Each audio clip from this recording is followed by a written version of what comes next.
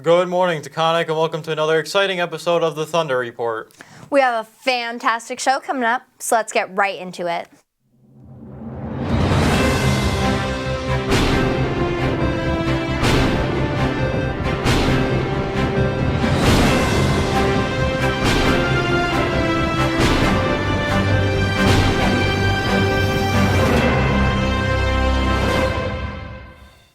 Today is Friday, April 11th. We have many great things to show you today. First, we have this week's top news. After that, we have Max with this week's headlines from the Berkshire Eagle. Then we'll have a segment with Julian about nicotine use at Taconic. Then we have Kyra with a segment about the Hadestown set production. After that, we have Max with this week's edition of Sports Corner. Then we'll have a rather fun segment about baby chickens at Taconic. After that, we have an interview with Mr. Colicchio about the art competition for Anime and Games Club at Taconic. Lastly, we'll have the word of the day. But first, please stand for the Pledge of Allegiance.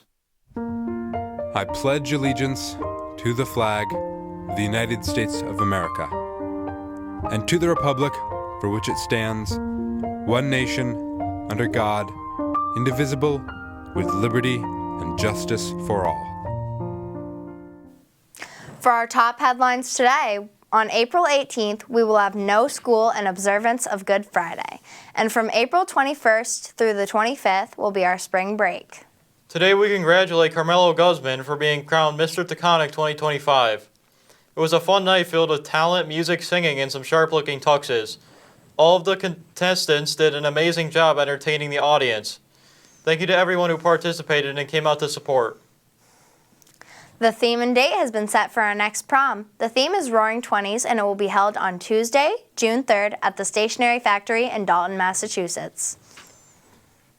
In partnership with the Berkshire Eagle, I had a chance to cover some of the big headlines from the past week. Let's check it out.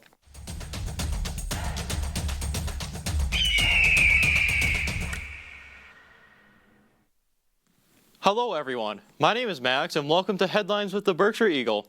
Let's get right into some of the big stories in the news this week. Pittsfield has partnered with Berkshire Health Systems to secure a state grant for a new generator system at Berkshire Medical Center.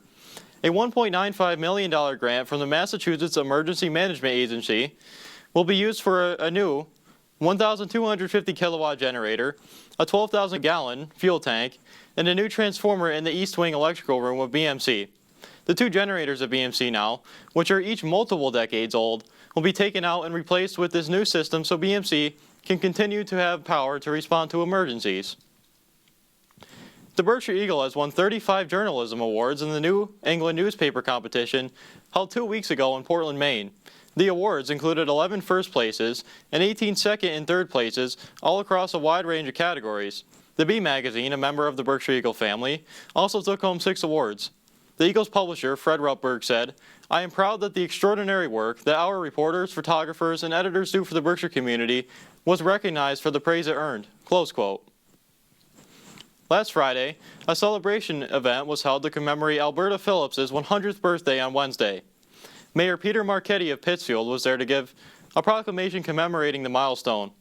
When asked about what advice she would give to people about living a long life, Phillips said, "Having a happy life helps." Close quote. Well, that is all I have for you today. As always, for more on these and other local stories, check out BerkshireEagle.com. Now, back to the studio. Thanks, Max. You got it.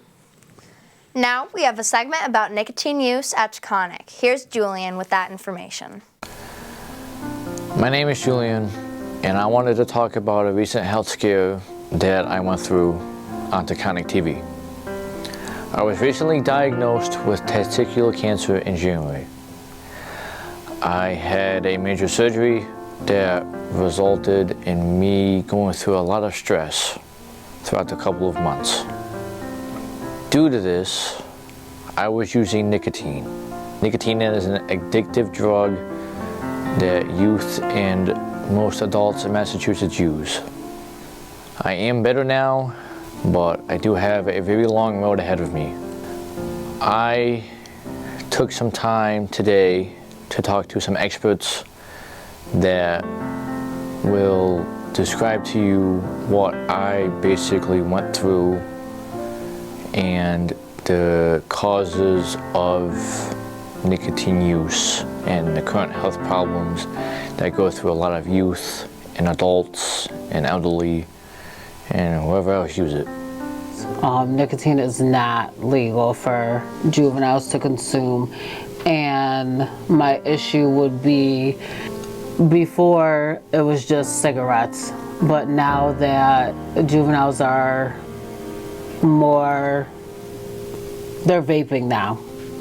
So vaping is more accessible to juveniles. The way they have it now with vapes makes it so accessible that it really kind of breaks my heart when I just see it as such a popular thing when we don't know that youth are really hurting themselves, not just now, but long term.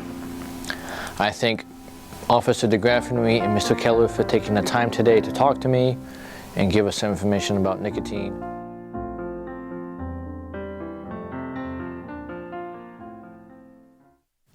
Thanks, Julian, for that piece.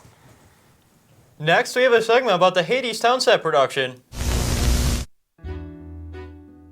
So, the scenic design for Hadestown was created by Stephen Menard, who happens to be one of my closest and oldest friends. About this production of Hadestown and the set, let's look into the more technical side. So it starts with the set of drawings that Miss Martin gets from one of her stage designers. Mr. Nemano and I will look it over to see if it's practical to build, see the difficulty of it, see if it's something that our students can handle. Sometimes we have to scale it down a little bit because it's a little too big for what we can handle in the time frame we have. After that, we'll get a material list together. 3 of our classes do the set build. Depending on their level of skill, they'll have a certain task to do. The set that you see at this point has been done by the juniors, with a little bit of the freshman class actually helped a little bit on this. Our seniors have been also working on the back of the set as well too. How does this production of the Hadestown set influence your shop experience? Gets us a chance to get out of the shop and for other people to see what we can build. Thanks, Kyra, for that segment. You got it. If you're interested, there will be a longer version of that segment on our YouTube channel. Earlier in the week, I had the chance to go over some of the past and upcoming sports games for Taconic. Let's take a look. Hello everyone, my name is Max and welcome to Sports Corner. Today I will be going over some past and upcoming sports games for Taconic. Let's get right into it. Last Friday, the Taconic boys baseball team had a big win against Holyoke, with the final score being 9-3. Chase Wendling and Evan Rockabruna combined to allow 4 hits and no earned runs, and Quentin Christopher went 2 for 3 with a triple and drove in a run and a 3-hit attack for Taconic. Now to some upcoming Taconic games. For some upcoming track and field games, today at 4 p.m., the varsity boys will be at Lennox, and the varsity girls will also be at Lennox today at 4 p.m. Next, for some upcoming softball games, the varsity girls will be at Wacona Regional at 4:30 p.m. Then tomorrow on Saturday, the varsity and JV girls will both be facing Mount Everett at home at 11 a.m. Finally, for some upcoming baseball games, the varsity and JV boys will be at Wacona Regional at 4:30 p.m. Then on Monday, April 14th, the varsity and JV boys will be at Lennox High at 4 p.m. Well, that is all I have for today. Go Thunder, and now back to the studio. Thanks, Max. You got it.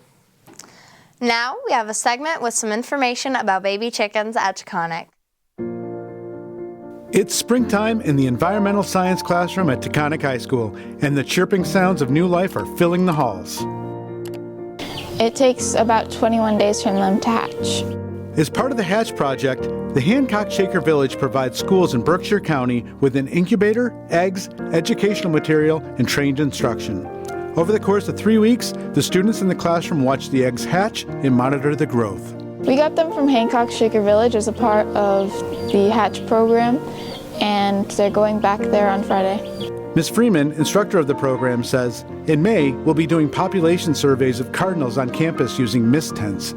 Students will be safely capturing and handling wild birds, so I wanted them to practice with domestic birds first. The Hatch program gave us that chance. And these 2 are my favorite. This is Oreo and this is Shadow. From classroom to countryside, these baby chicks are more than just cute faces. They're helping students connect with nature, develop real-world skills, and take part in a spring tradition that's all about new beginnings.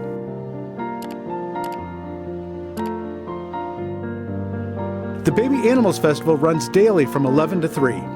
General admission is $20 for adults, $8 for youth, and kids 12 and under are free.